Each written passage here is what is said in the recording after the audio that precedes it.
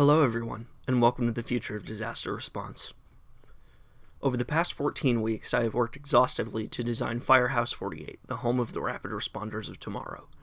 Over the next few minutes, I'll show you how I use the principles of logical design to create the space, tool sets, and equipment that enables the brave people of Firehouse 48 to face any obstacle or disaster that duty calls them to. To begin, I'd ideate what the firefighters of the future may look like, and what makes them distinct from the firefighters of today. This began as a question of fundamentals. What does being a firefighter really mean? To effectively design any character, the first thing you need to know is the statement they make as a character. What are they there for? What do they want others to know? As I informed my vision with other ideas about what future firefighters may be, I considered how I know them. Firefighters are one of the most versatile types of first responders, people who need to be prepared at every moment to be the most capable person in a time of crisis. This necessitated a suit that incorporates versatility and preparedness, as well as a look that sends messages of confidence and capability. There was a point in my understanding where I realized there isn't much difference between a firefighter and a superhero when it comes to responding to disaster, so I wanted a suit that looked like it could save the day. Next, I gathered up reference images for the style I was going for.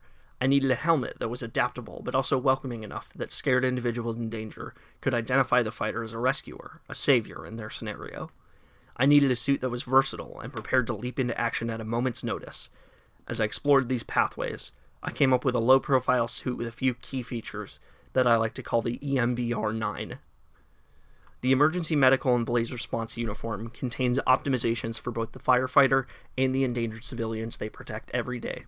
For the helmet, I incorporated a gas mask into the design, but I designed the glass on the helmet's visor to show the fighter's full face. The helmet even includes an interior halo that makes the fighter's face visible from the outside, helping them to be fully protected while remaining personable to those they encounter. The helmet also includes powerful directional lights mounted on the sides to help fighters zero in wherever they look for maximum visual clarity. The EMBR-9 is designed in large pieces to assist fighters in putting it on quickly. First, a fighter equips the coveralls, designed with the latest in heat-proof technology to protect the wearer. The coveralls are also fitted with two high-capacity heat-proof storage containers mounted on the outsides of the legs, containing the essential life-saving equipment every fighter requires. Next, the jacket.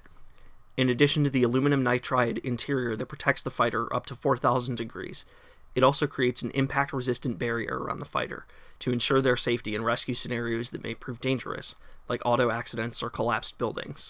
Finally, the shoulders host two more powerful LED flashlights, making fighters highly vigilant and perceptive, as well as easy to notice for civilians, even in smoke-filled conditions. Next up are the EMBR gloves and boots. These both include a universal attachment system that allows fighters to interface directly with their equipment, including pressure hoses, medical equipment, and rescue tech like the Jaws of Life. These pieces are able to slot into the sides of the fire truck's access panels, allowing fighters to utilize their tools with the speed and expedience necessary for any scenario. Finally, I designed specialized modifications for each fighter's class. Small but brightly lit and visible variations in each of the fighter's suits help them differentiate one another by role, but change roles quickly as assigned. The simple interface, high-tensity clips on the back of each suit allow specialist equipment to be quickly traded as roles change, diversifying each fighter's toolset for their duties at short notice. Medics include a collapsing airlift-ready backboard for rescuing those with immobilizing injuries, and a series of quick injection meds and burn treatment options to help stabilize the injured right on the spot. Responders are the most general and versatile type of fighter, whose standard equipment includes a backpack for med supplies and special tools, as well as a back-mounted oxygen tank, fire axe, and portable foam extinguisher to eliminate fires of all varieties right at the source. Differentiated by a distinctive headband reminiscent of the classic firefighter's helmet, the Chief's standard equipment prioritizes mobility to lead the squad into action. A Jaws of Life attachment and a 15-foot collapsible wall ladder allow the Chief to be the first in the line of action, and advanced telemetry equipment in the suit's central pack allows the Chief to maintain a constant bird's-eye view of rescue scenarios, including the locations of responders and endangered civilians alike. Firehouse 48's floor plan was easy to decide because I wanted to prioritize the suits themselves and the work the fighters do.